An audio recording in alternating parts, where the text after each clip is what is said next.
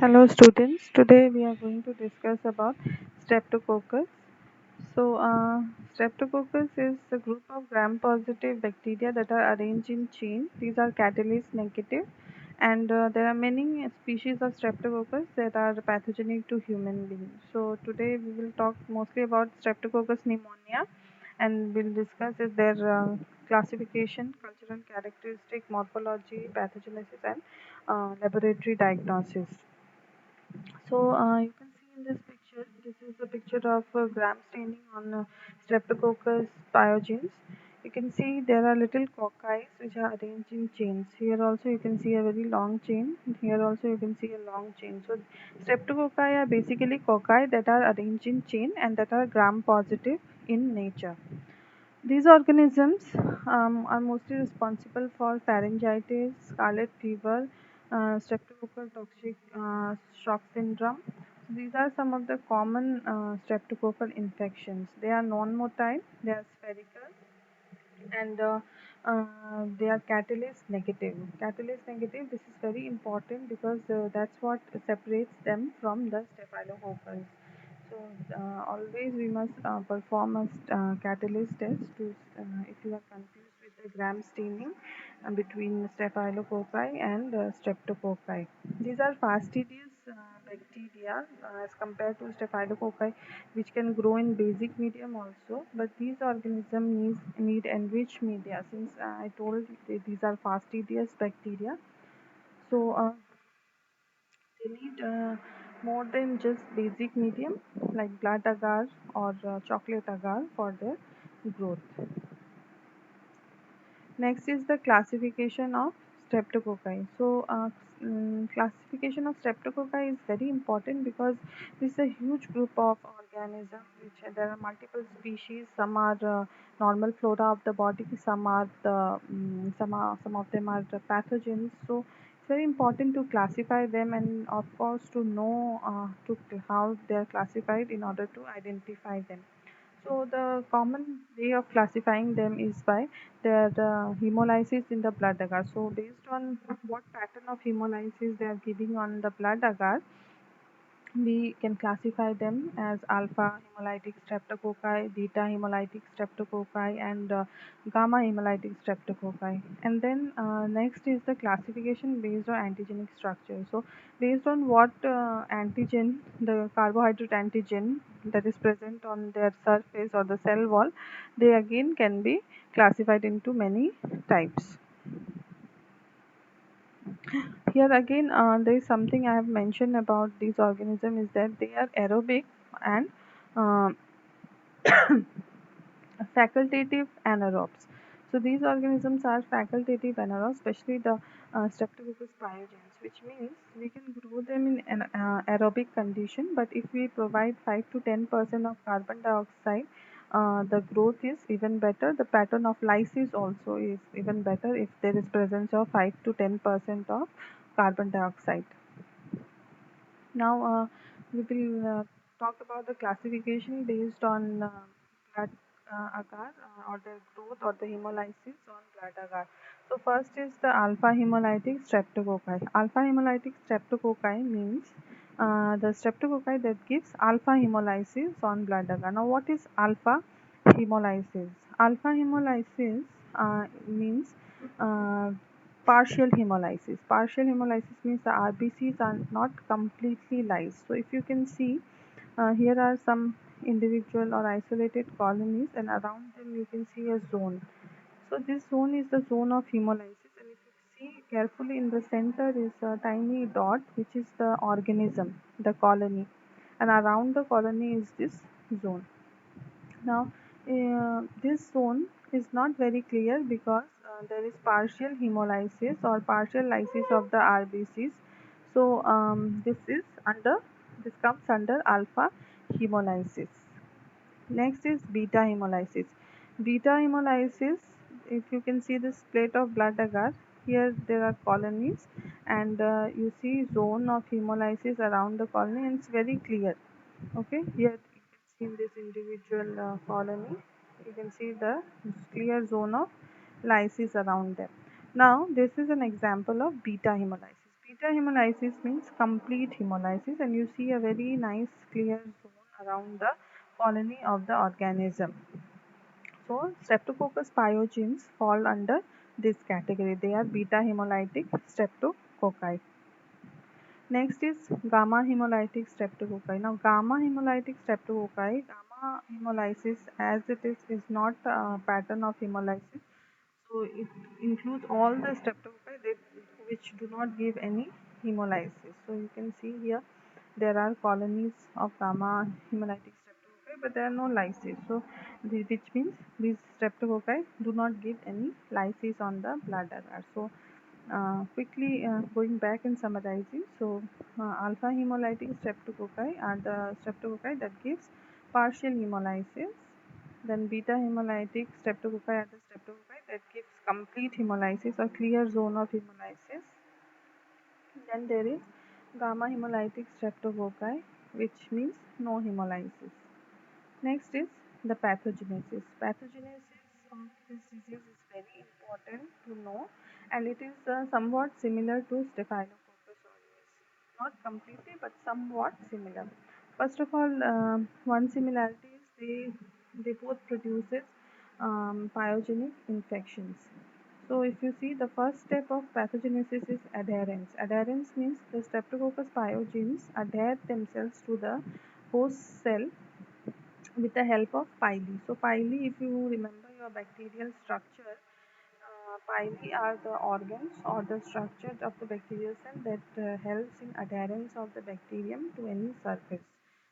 Adherence is done when the organism or the Streptococcus pyogenes goes and attach itself to the surface of the host cell. Then the second step, which is most important, is the invasion by the foci. So once the foci has attached itself to the cell, it will start the invasion of the cell. It will start destroying the cell. How? By some proteins like M protein, F protein, and antigens, or some toxins that are produced. So after this invasion or the degradation of the cell occurs, that's when you see the complication or manifestations of the disease. Next is clinical symptoms. Clinical symptoms means what are the particular diseases and what are the symptoms you see in those diseases. So if we are talking about Streptococcus pyogenes, the most important and very common infection that is caused by Streptococcus pyogene is pharyngitis. In common term, we call it sore throat. So sore throat is very commonly caused by Streptococcus pyogenes, and that's why I put it in number one. Then there is pyoderma. Now pyoderma, as the name suggests, it is an infection of skin where there is formation of pus. So this is also caused by Streptococcus pyogenes, and there is pus formation. The nature of the pus is very runny. In case of Staphylococcus, the pus is thick, but here it is very runny or watery. Next is scarlet fever. Scarlet fever is a fever that is produced due to the toxin produced by Streptococcus pyogenes. So Streptococcus pyogenes when enters the body, it tends to produce some toxin uh, called the pyrogenic exotoxin. Pyrogenic exotoxins, when secreted, have this ability to produce fever. So the patient experiences fever and also has some rashes on the body. That's why it's called scarlet fever. Next is streptococcal toxic shock syndrome. Streptococcal toxic shock syndrome is again a toxin mediated complication wherein the patient faces or experiences symptoms like nausea, vomiting, diarrhea, fever, and chills. So these are the most common diseases that are caused by Streptococcus pyogenes, and the common symptoms that we see in these diseases. Now, next is laboratory diagnosis. Laboratory diagnosis starts with the specimen collection. So, specimen collection is very important. Like I said before, also that we cannot confine ourselves to one specimen. We have to decide the specimen based on the site of infection. So, here I have mentioned some specimen like throat swab, nasal swab, vaginal swab, pus swab, or pharyngeal secretion. So Depending on the situation and depending on the site of infection, nature of the lesion, you have to decide the sample, what would be the best sample, and collect it without contaminating the sample. After the sample has been collected, the next thing you have to do is the microscopy or direct microscopy. So when you make a smear using the sample and do gram staining. Gram staining is the most common staining that we do for this kind of infection, and then you will see gram positive foci in pairs or chains, and you'll see leukocytes. Leukocytes are nothing but your pus cells. Because of the presence of pus there, you'll also see pus cells which are pink in color, and you'll see your gram positive foci in chains, which is the indication of the presence of Streptococcus pyogenes. After you have done your microscopy, next step is the culture. You need to grow the organism and identify it. So if you see something like streptococci in gram staining, the type of media you have to select is blood agar, because like I told you, they are kind of fastidious organisms, so you have to have an enriched media. So blood agar is the most appropriate media that can be used. You inoculate your blood agar, and then you can incubate it at 37 degrees Celsius in the presence of 5 to 10% carbon dioxide. I have already mentioned that they are facultative anaerobes. That means they are aerobes, but little amount of carbon dioxide can definitely help in their better growth. So we use 5 to 10% of CO2 and incubate it. Some can grow within overnight. Some species may take time also. Now, once they have grown, we will again do a gram staining, and we will try to identify them based on their, their pattern of hemolysis on blood agar and all that. So, if it is Streptococcus pyogenes, because we are particularly talking about Streptococcus pyogenes here, so you will see a beta hemolysis. First of all, once you see beta hemolysis, you cannot say it is Streptococcus pyogenes. You have to do certain confirmatory tests. So you have to do a bacitracin sensitivity test. Now, bacitracin sensitivity test will differentiate Streptococcus pyogenes from other beta hemolytic Streptococcus, because Streptococcus pyogenes is not the only beta hemolytic Streptococcus. So, when you culture the organism and put a disc of bacitracin, you will see a sensitive zone or zone of inhibition, which indicates that this particular organism is sensitive to bacitracin, and that identifies the Streptococcus pyogenes. If you don't see this zone of inhibition, that means it is resistant. So it is no longer Streptococcus pyogenes. So you have to find out what it is. So you have to do a CAMP test. CAMP test is done on blood agar.